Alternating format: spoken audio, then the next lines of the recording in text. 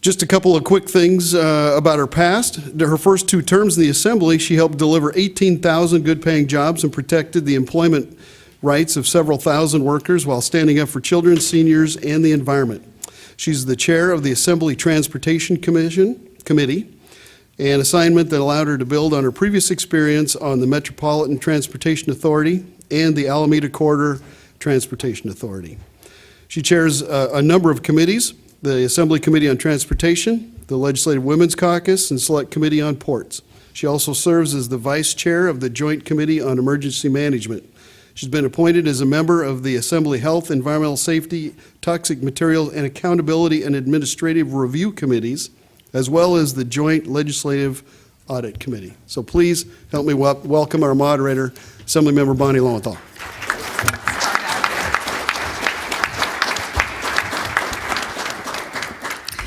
Thank you so much, David. I want to thank everyone for joining us this afternoon. I hope we have a lively panel discussion on goods movement and state and federal agencies. I know most of you here have been in this industry for many, many years, but I'm going to give you my introduction anyway. Last summer, Congress passed and President Obama signed the Moving Ahead for Progress in the 21st Century Act, otherwise known as MAP 21. For the very first time, MAP 21 directs the U.S. Department of Transportation to develop a national freight program that will provide a basis for federal investments in trade-related infrastructure development. How many of you have been waiting for that for years?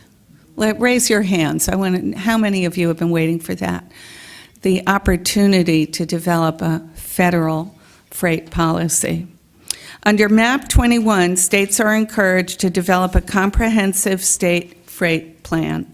These state freight plans will ultimately inform development of a national freight plan.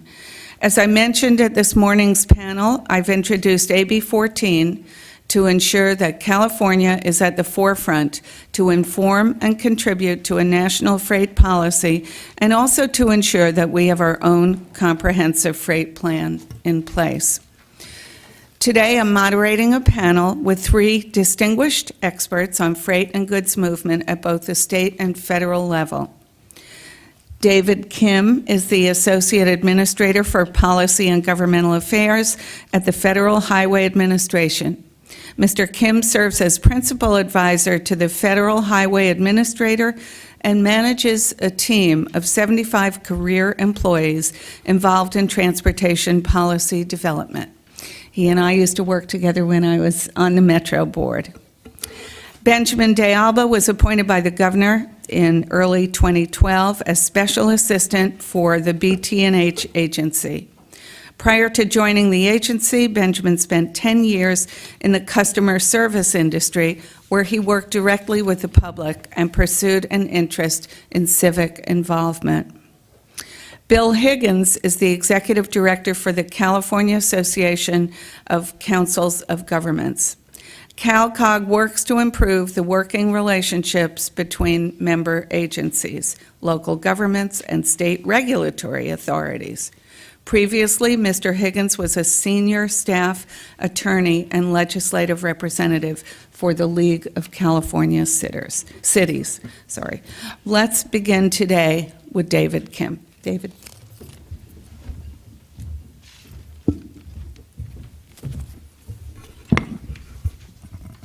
Well, good afternoon.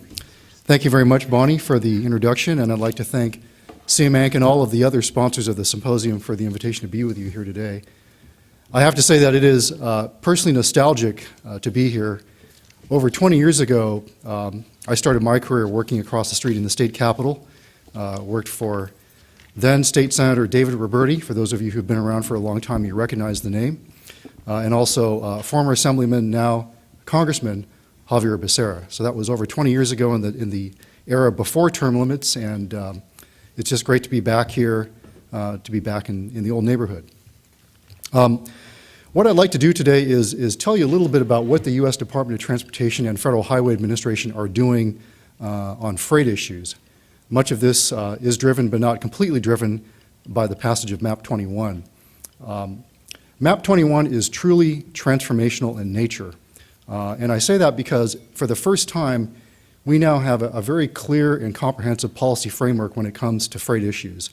All of the previous reauthorization acts before it, ICE-T of 1991, T21 of 1998, and Safety Lou of 2005, all of them addressed freight planning issues to some degree, but nothing as comprehensive as what you see right now in MAP 21. And so this is a great opportunity for all of us to move forward on freight issues, especially on the planning side.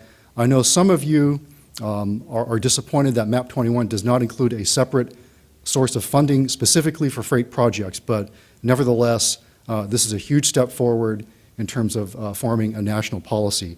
And so freight has really been brought front and center when it comes to the transportation policy debate. As Bonnie mentioned, MAP 21 requires the U.S. Department of Transportation to do a number of things, one of which is to establish a national freight network. This is something that Secretary Kelly also referenced in his speech. And this is really important for a number of different reasons. It means for the very first time, there will be a map of the United States with an officially designated list of freeways, highways, and other important routes throughout the country that are deemed essential from the standpoint of goods movement and freight. And that map, when we have that map, that will help states make strategic investments when it comes to improving the conditions and performance of the highway system. We are now in the process of developing that national freight network. It will consist of 27,000 miles of interstate, non-interstate, and rural routes. It will be a very data-driven process. We will look at data such as truck traffic on highways, origin and destination points, and other measurable and objective data.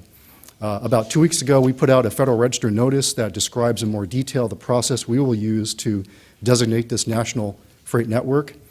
Next month in March, we will come out with a draft network for all of you to review and look at, and we would welcome your comments on that. And by the end of the year, we will have a finally fully designated national freight network. And so we look forward to your comments. We hope you'll take a look at it when it comes out in draft form in March, and hope you'll have a chance to review and comment on that. The other requirement, and this has also been referenced earlier, is the development of a national freight strategic plan. This is also the first ever of its kind in U.S. history, and it will help. We are going to lean heavily on state freight plans to help shape our thinking in terms of what a national strategic plan should look like. It's going to cover a lot of things. We're going to look at do an overall assessment of the current freight network.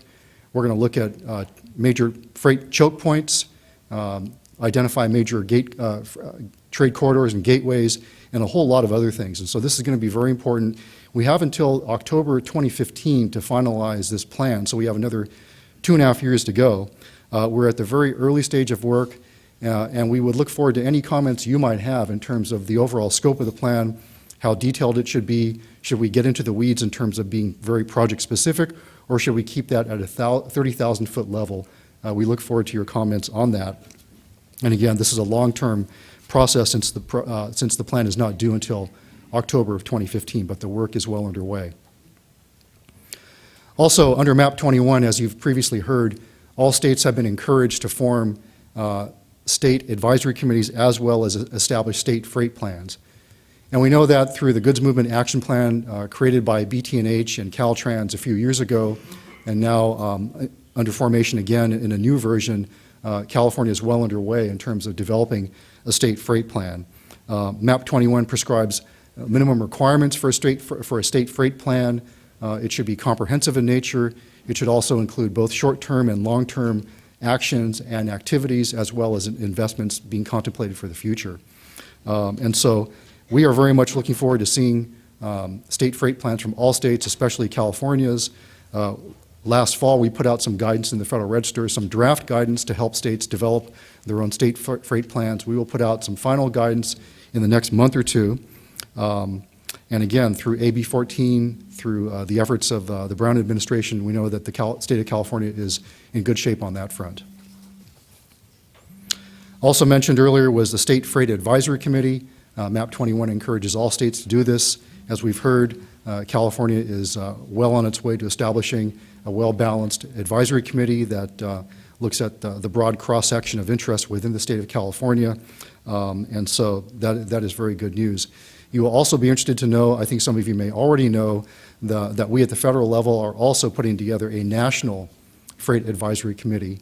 We just put out a Federal Register notice on that. It will consist of at least 25 members, perhaps more than 25. There is a very detailed process outlined in the Federal Register notice, but in a nutshell, just like the state, we are looking for a broad cross-section, both public sector, private sector, geographic representation, just the whole gamut. And so we know there will be a lot of interest in having some of your members belong to the National Advisory Committee. Those of you who are interested, you can either nominate yourself or you can have someone nominate you or an organization nominate you. And it'll be just like applying for college. All candidates will have to submit a statement of interest, no more than 250 words. And all applications are due within 30 days after the Federal Register notice has officially published. So that's roughly the 20th of March, right around that time. And so I hope all of you will give some thought, some serious thought to who would best represent California on the National Advisory Committee. Given California's role in the national economy and the importance of its good movement network, I think there's a high probability that California will be well represented on the National Advisory Committee. And so I hope all of you will think through that carefully in the next 30 days, and we look forward to the nominations. The Secretary of Transportation will make the final selection, and we envision the first meeting of the National Advisory Committee to take place in Washington sometime during the month of May. So stay tuned for that. Also want to mention to you that several months ago, U.S. DOT formed a Freight Policy Council, and there's been some confusion around this. This is an internal DOT working group that is chaired by the Deputy Secretary, John Porcari, with representation from all of the modes. FHWA is represented by Greg Nadeau, who is our Deputy Administrator, our number 2 guy. And in fact, Greg was here in Sacramento very recently to have a stakeholder meeting on freight issues, to take comment and to get input on what we're doing on freight issues. And so this is the group that is leading the coordination of implementing all of the MAP 21 provisions on freight issues, and it's been in place for several months now. I also want to mention that the Freight Policy Council will have a public meeting for all interested stakeholders in Washington. It'll be held on Tuesday, March 5th, 12:30 p.m. You can also participate virtually if you cannot be there in person. There is an RSVP required, so if you'd like to attend either in person or virtually, please let me know. I will give you an email address so you can RSVP your attendance. Finally, one last thing to mention. In MAP 21, there is an opportunity for states to seek a higher federal match for freight projects, 95% on the interstate or 90% on non-interstate routes. As long as a state meets 2 conditions, this is possible. Those 2 conditions are the project has to be mentioned in a state freight plan, number 1, and number 2, the state has to demonstrate that the project has the ability to improve the movement of goods and freight. And so this is a discretionary decision on the part of the Secretary. The Freight Policy Council, DOT, will review those requests and will issue a recommendation to the Secretary, who has the final word on that. So far, we have not received any requests from California or any other state for that matter for the higher 95% match, but we anticipate that those requests will be forthcoming. It's something for the state to think about. It's an opportunity to put a higher proportion of its federal aid highway funds for projects, for important freight projects. So it's something to think about in the near future. In closing, I just want to say that freight has been elevated like never before. It is now in front of us. It is part of the transportation policy debate. We understand very well the importance of California's freight system to the national economy. We know California is well positioned to do well in the future, both in terms of the MAP 21 requirements and in terms of funding for the future. And to that end, we look forward to working with you in our joint efforts to improve the freight system. Thanks.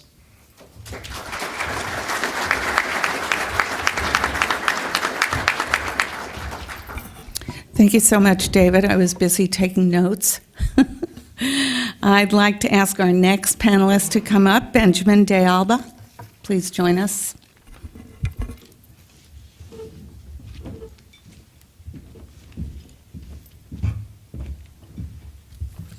Thank you very much, Assemblymember Lowenthal, and that was very flattering of you with your comment about being an expert. I appreciate that.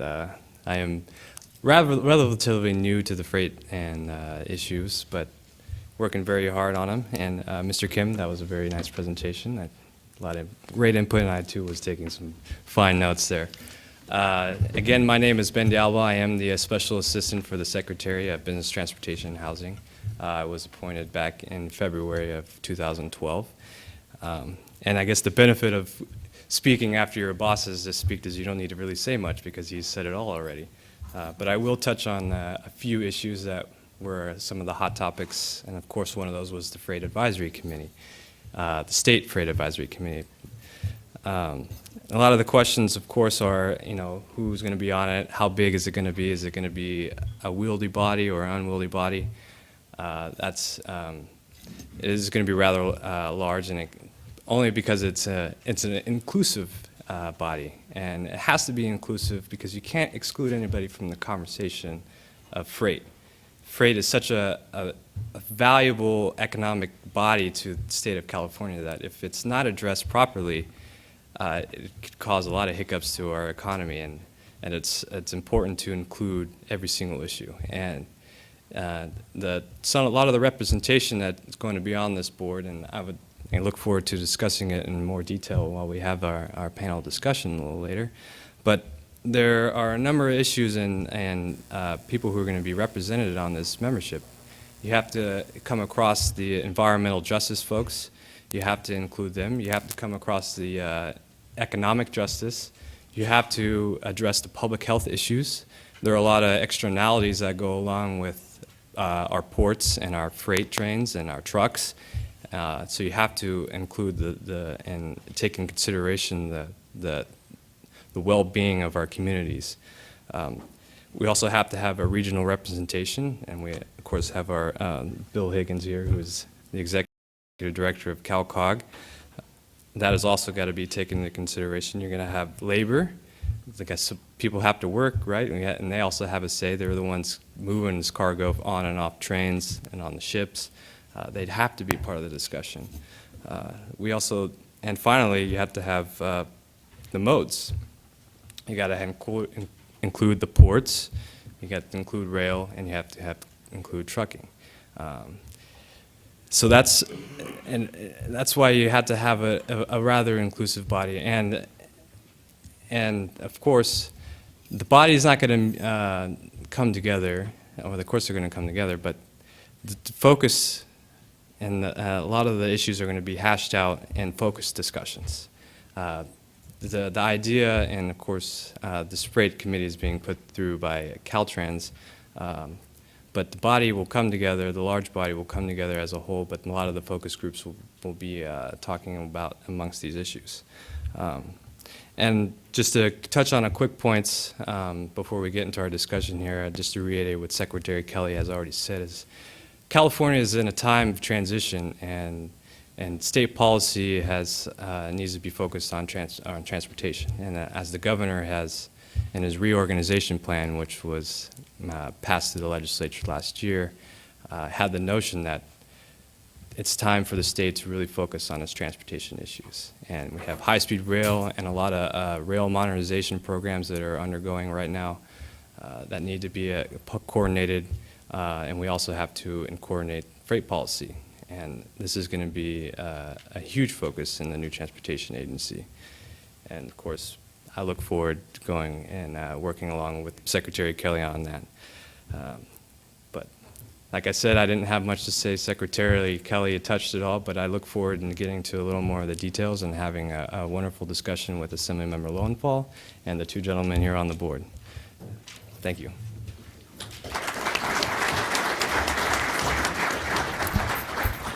And our last panelist, Bill Higgins.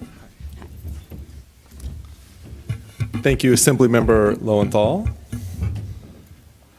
And I'm from the California Association of Councils of Government. Thank you for inviting me here this afternoon.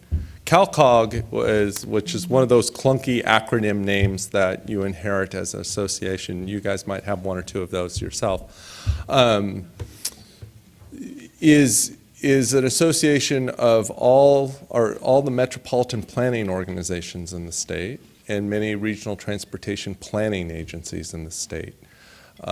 We range from Southern California, Northern California, San Joaquin Valley. There's a lot of subcultures within there. To give you a range, we have the Lake County Area Planning Council, population 64,000 as a member, and the Southern California Association of Governments, population 18 million as a member. And somehow we find consensus between those two. And it's a difficult place to find consensus. But one place where there's been a lot of consensus is on goods movement and better planning for goods movement. And part of that is because our regional transportation plans, kind of the geographic documents that we produce, are becoming more and more detailed, relevant, and long-term. They're integrating more of these different planning processes that we used to keep in separate silos. So we're taking a strong look at our goods movement. At the same time, we're figuring out how we're going to move our passenger vehicles more cleanly and smoothly and efficiently in our region. And we're also comparing that to metrics related to health, economy, and jobs in our region. And so when we're balancing all those things, it is a balancing act. And so as you may know, our regional transportation plans build on scenarios, but they're really a financial plan and investment over a 20-year planning horizon. And the hook on our transportation planning documents is they would be wonderful hypothetical documents, but for two things.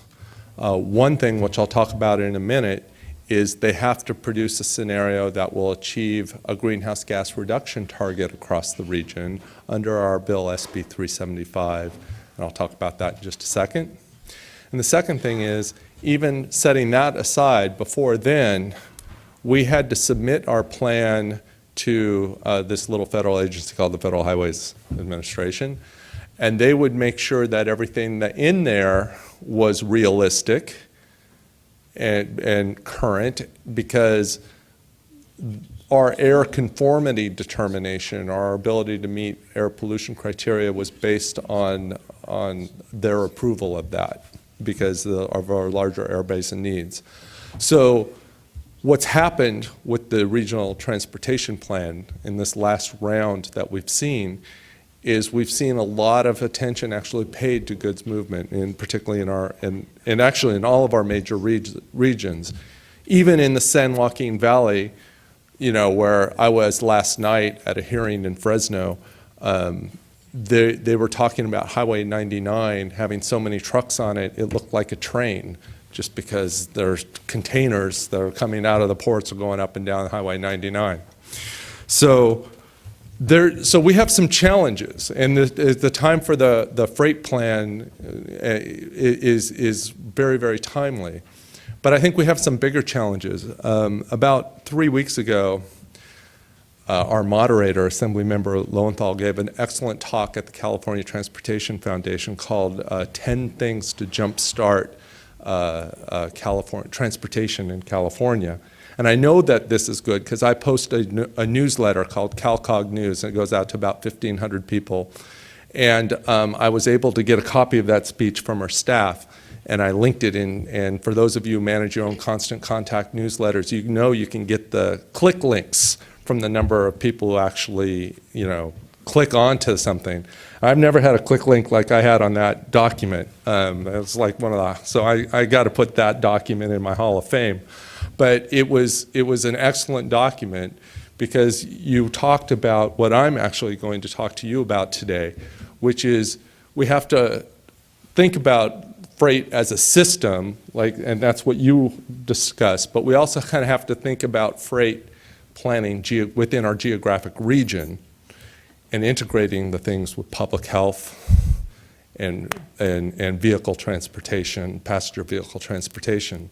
Because you only have to drive down the 710 in Southern California to know that there's a relationship in the bottleneck between the throughput in trucks and the throughput in passenger vehicle traffic. And so that's what our agencies are constantly dealing with. So when we're talking about this need for transportation funding, and my members are very excited that Secretary Kelly is committed to this transportation funding issue. We were heavily involved in the California, with the California Transportation Commission. I see Mr. Boutros there in the back row. And we did a needs assessment, and this was local governments. This was your folks. You were taking a look at the ports, and we totaled all this up, and we identified that just to maintain our current system over the next 10 years, I think the number is $294 billion more revenue that we need to maintain the things in current state of affairs. We have a real problem. We're probably not going to raise $294 billion in the next 10 years to figure that out. We probably have to do some prioritization in there. But the committee that Secretary Kelly is forming is beginning in March to actually take a look at this funding issue should have all of our attention, because when it comes to the regional transportation plan, we're kind of in this together. And I think in this case, a rising tide should raise, or what's the saying, rising tide raises all boats, is that right? And I think that transportation funding for all, we should be having each other's backs on this issue. So when I'm looking forward for transportation funding for us, and what my members are looking at in the short term just to improve it, my members have my membership can be cut in two different ways. Those who live in self-help counties and those who don't. And for those of you who don't know, a self-help county is a county that's adopted its own sales tax measure to fund transportation. And we have 20 of those. Napa just joined. We have 20 of those counties in the state. And in those counties, for example, Los Angeles County is one, local funds account for about 60 to 70% of the transportation investment in that county. You hear about MAP 21 and state transportation dollars, the sales tax, whatever. Together, federal and state is less than 30% of the transportation investment being made in LA County. And that is true in all the self-help counties. The range is between 60 and 70% come from local dollars. In fact, a figure I heard more recently in our state highway system, the system that you use to send your trucks down frequently, 52% of the funding on the state system is coming from local sources from those 19, or now 20 counties. So there is a partnership with your local governments, your regional governments, and what you need. So when we look ahead, one of the things that we would like to see is it's really difficult to become a self-help county.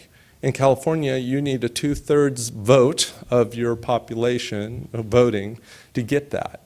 And a lot of my members would like to see that lowered to 55%, and there are several provisions in there are several bills in the legislature this year to do that for a variety of things, from transportation to libraries to swimming pools. Is that right? No, I'm just kidding.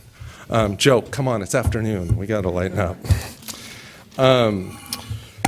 So the second thing that we're actually looking at is, and why I was in Fresno last night, is there's a new funding source coming online in cap and trade funding. And CALCOG has joined a coalition of a lot of self-help counties, the League of California Cities, the California State Association of Counties, the California Alliance for Jobs and Transportation California, to take the portion of the cap and trade funds that come from motor vehicle fuels and reinvest it in transportation, just like we do with the gas tax. California has always had a tradition of money from fuel goes back into the transportation system. Well, there is a new source coming online that's based on the same thing, and that is what our vision for that is to set criteria for its investment and proportionally set that money back to the regions to reinvest in a transportation system across the board that will create more health for goods movement, for passenger traffic, for health, and reduce carbon.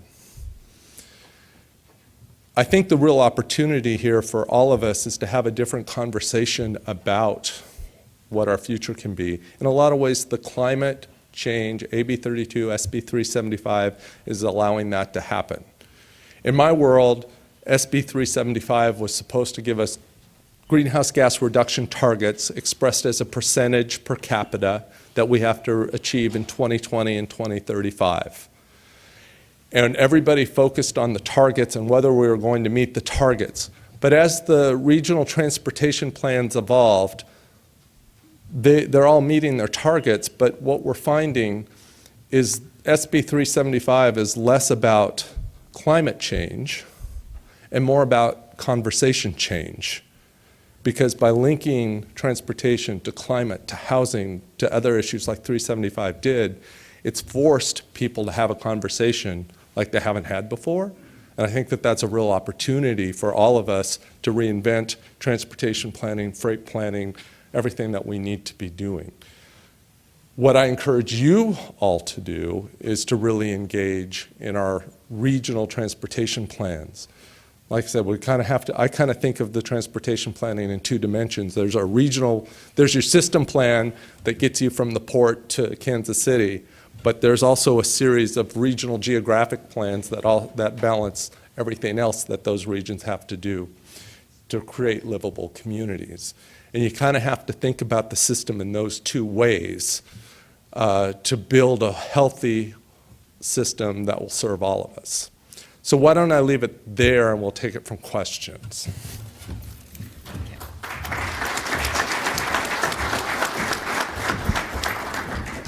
Thank you so much to all of our panelists. I'd like to introduce a friend and colleague of mine who just came in, James Johnson, a council member from City of Long Beach.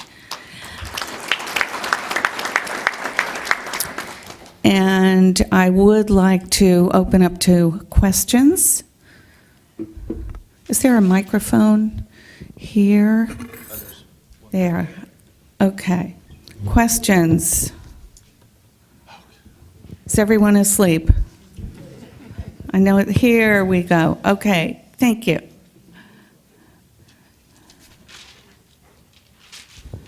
Thank you. Hi, I'm Ellen Jonk, environmental consultant in the San Francisco Bay Area.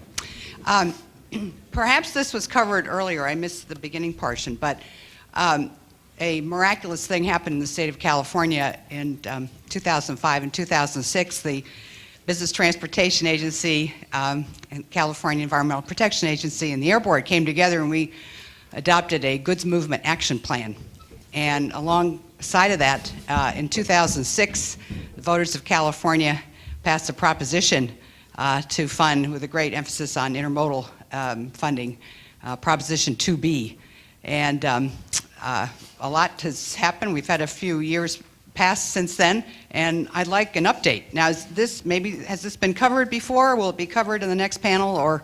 And I guess Mr. Boutros is here too, who that's in his bailiwick. We could kick it to him and he can answer it. But no, actually, Secretary Kelly did address some of those remarks in his opening, remarks, addressed some of those points. I think we all agree that Prop 2006 the 2006 bond, Prop 1B in 2006, and the other program you mentioned were really big successes. The problem, he pointed out, is the debt service that we're still paying. And when you look at, and I think the goal, at least initially, is to look at a new funding source instead of creating a general fund bond, because of the, particularly in state budget with Prop 98, how much you have to set aside for schools. You start setting aside debt service, it really starts eating into the budget and has led to some of the issues that we had, at least statewide, in the crisis that we've had. And fortunately, we've averted it with Proposition 30, at least for the short term. One thing, though, and I'll put on my Jim Arp hat and he would say right now that we have done a really bad job of educating the public about the success of Proposition 1B, and that we have delivered more projects on time, under budget, and really kept Californians working during an economic crisis, and we're not telling that story that well. And one thing that we all need to do is make that story, make it known to our coworkers and our Chamber of Commerce, Kiwanis Club, whoever you network with, Facebook updates, I don't know, Twitter accounts, whatever. This is a hard crowd to get to laugh. Maybe because money is not that funny, but anyway, you need to do that kind of outreach.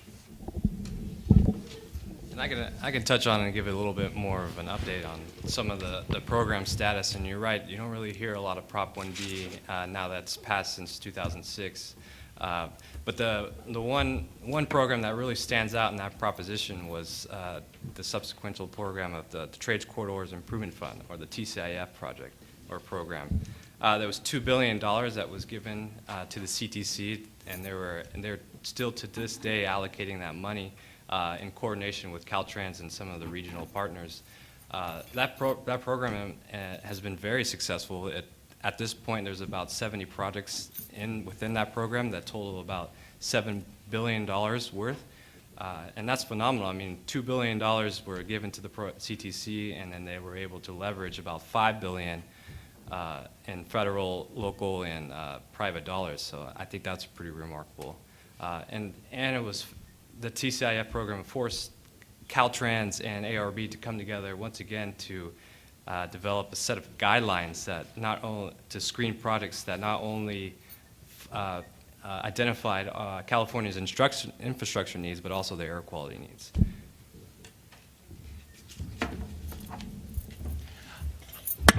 Yes.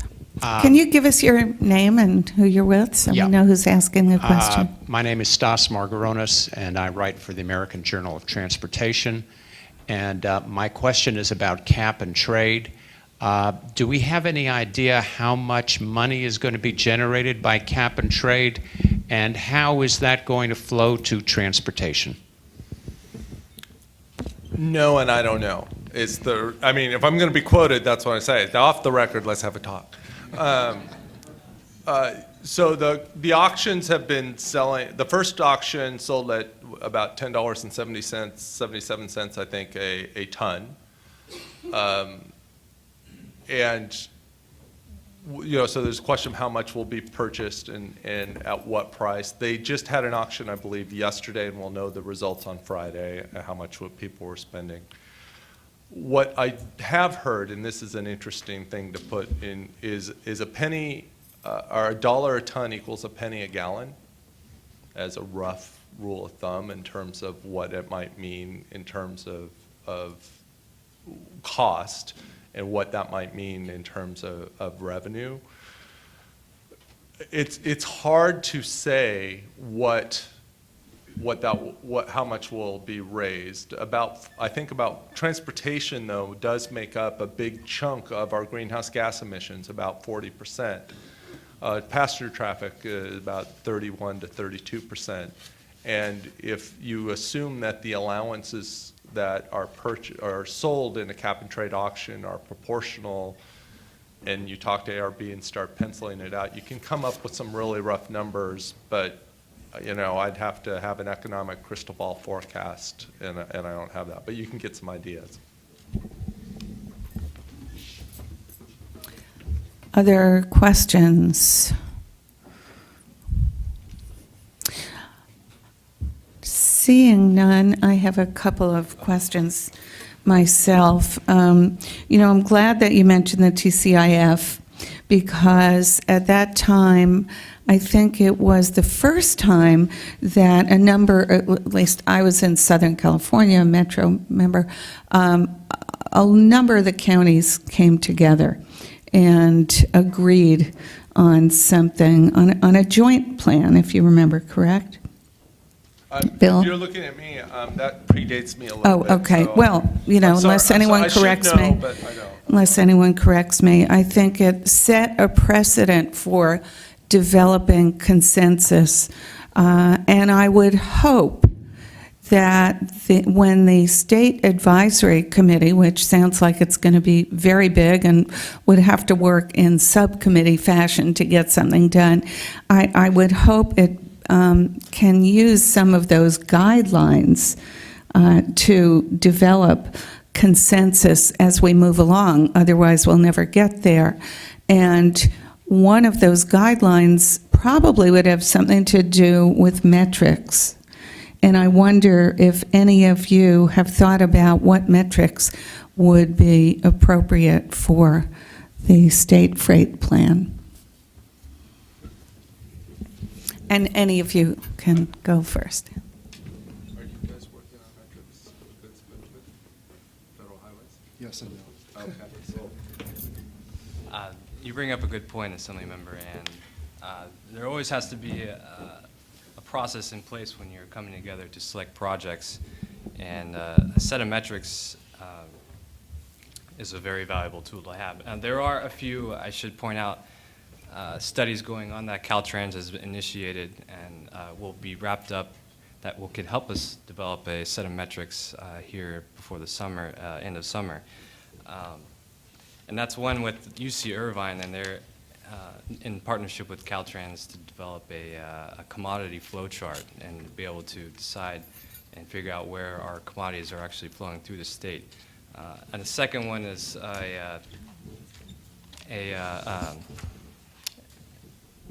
one with UC Irvine and the California ARB, Air Resource Board. They're working in partnership to develop, let me correct myself on that. It's Metrans and CSU Long Beach, which you should be proud of, Assemblymember, with USC, and they comprise to be Metrans. And what they're doing is developing a scoping plan to kind of get a sense of how in the state is, at what point we're at here as far as goods movement goes. And so a lot of the input that we get back from these studies will help us develop metrics, and Caltrans will be working closely with them. And one more last point is the air cargo study that's happening that will be wrapping up here by summer, and that will also feed into some metrics that we can develop to move forward. One thing I'd like to mention is that we at USDOT are in the process of developing a set of tools, new tools as well as improving existing tools to help evaluate proposed freight investments, to make sure that they are outcome-oriented, performance-based. MAP 21 places a heavy focus on performance management and making sure that all investments are sound and justified on the basis of outcome data as well as performance metrics. And so that's something we're working on right now, and that hopefully that will be a tool that all of you can use in the state and local governments can use as well to evaluate investments. And at the risk of being the third panel member to answer the question, which is one of the rules as a panel member they tell me never to do, but I'll do it. Again, no funny. Anyway, one of the things that we're moving toward, I think the whole regional transportation plan is being held, is planning toward achieving certain goals or metrics or objectives. And if you think of SB 375, which is a greenhouse gas target that we plan to achieve, it's really a performance target. We find a way to achieve it, but what was part of the beauty of 375 was there's no mandated way to get to the target. And nor should it be, because how you get to the target in LA is going to be different than you're going to get to it in Tulare County. And both have to figure out how they're going to get there. And so it's a target with flexibility instead of a mandated process. And I think as we move down the road, I think that kind of performance metric to plan toward helped engage a different type of planning conversation. Thank you. And seeing no other questions, I just will close by first of all thanking the panel and also saying that, Bill, you mentioned earlier that what we're talking about in terms of freight movement is a system, a giant system. And one of the things I said a few weeks ago in that speech was what we all have to appreciate is that if something is good for one area of the state, it's good for the whole state. And when we talk about consensus and how we reached consensus with TCIF years ago, I think that's what everyone recognized then, even though I was working in Southern California, 6, 7 counties, that if it was good for one area, it was good for the whole area. And that's what consensus is. And as we move forward with the State Freight Advisory Plan, I hope that's the direction that we're going in. So let's give the panel a warm round of applause.